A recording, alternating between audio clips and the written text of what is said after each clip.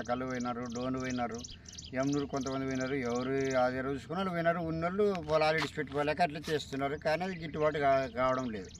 ఇప్పుడు వెళ్ళిపోయిన వాళ్ళ పొలాలన్నీ ఖాళీనే ఉన్నాయా? ఎన్ని ఎకరాలు ఉంటుంది మీ ఊరికి సంబంధించి? మా ఊరికి ఎంత 500 ఎకరాలు ఉంటుంది సార్. దాంట్లో ఇప్పుడు 200 వేసింటారు. 250 వేసింటారు. 250 ఎకరాలు పొలం బీడే ఉంది.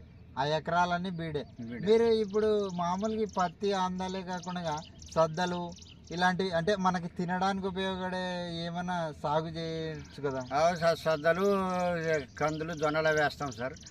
కంది లాస్ట్ కాన్ రాకుంటే పండదు. సద్ద చేస్తే అది పంట వస్తుంది కానీ దానికి గిట్టుబాటు ధర లేదు. ఒక తిండి కొట్టేస్తే డబ్బులు ఎట్లా?